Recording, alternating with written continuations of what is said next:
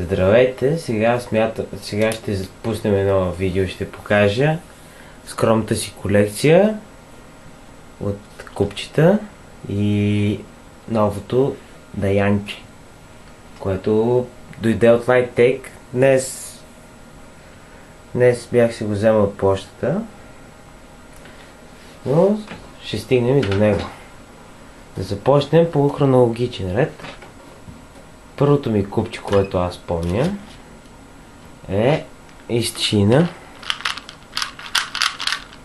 от Джъмбо, мисля, че беше. Да, от Джъмбо го взех. Доста въртка не е видял. Половината части са потрошени. Няма да го разгледаме. Ето тези кукички вътре, не знам дали може да видите. Тези кукички вътре ми се чупат постоянно ги лепа. Но то е доста старичко. Поне на 3 години. 2, айде.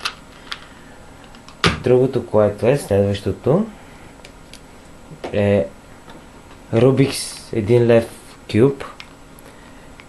Доста зори видял това купче. Много гавра. Цялото лепено в момента, защото се разпадна, едно парче някъде изгубих.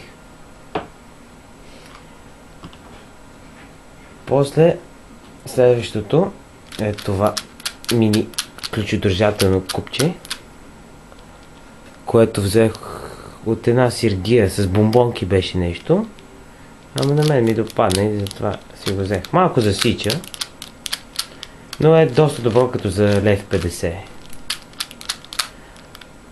И в интерес на истината има пружини и е доста добре направено. Само че много лесно попва. Малко слабички ми изглеждат частите. Следващото,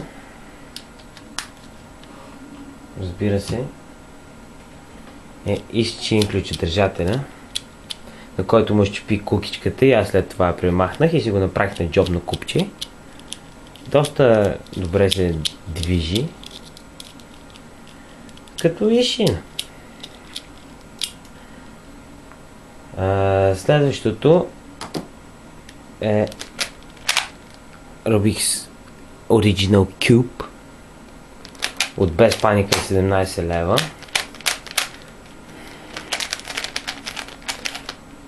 Доста прилично купче.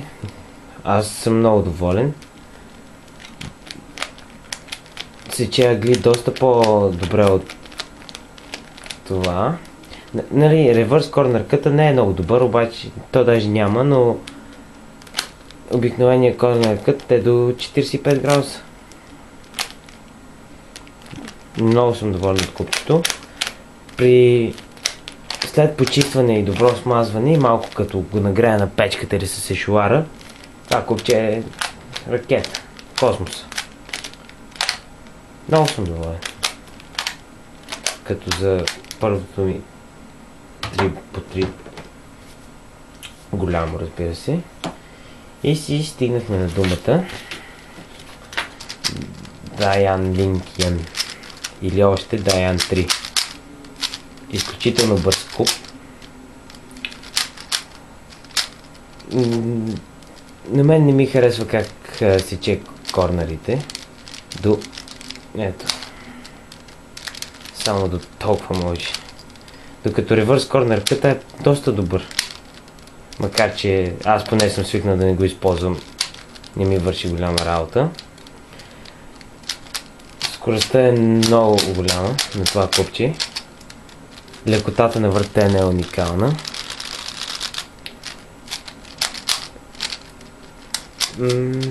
Много съм доволен от самото копче.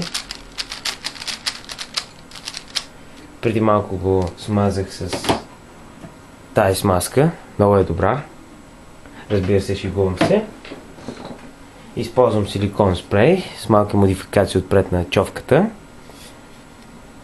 И нали, като го напръскам първоначално седи едно такова мокро и лепкаво, но като изсъхне излита.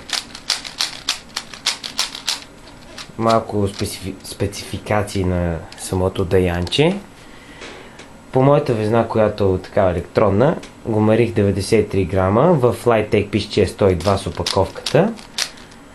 Размери 54,6 на 54,6 на 54,6.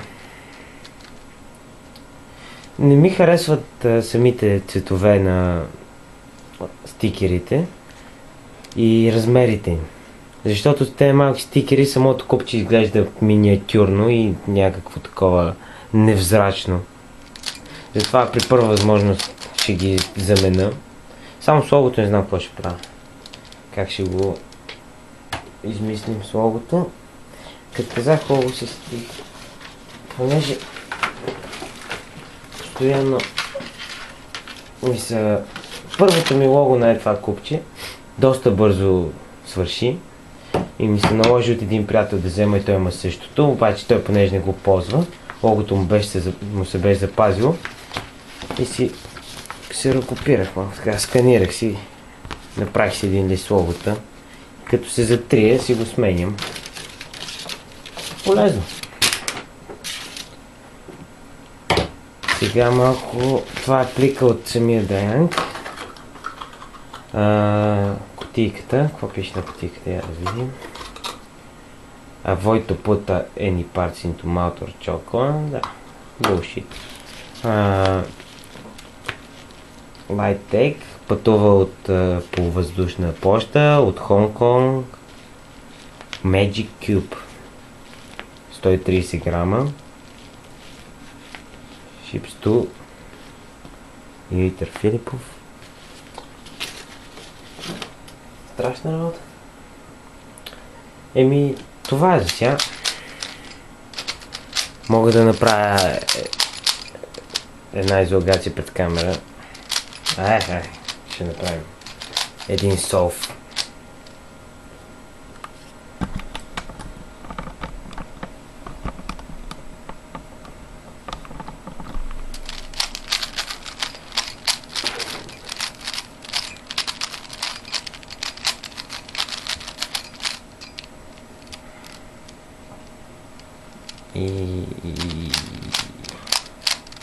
Да разбъркам още малко, че кръста е. И айде да гледаме и старт. Изключително лесно се върти този път. Много, много приятно за ведене.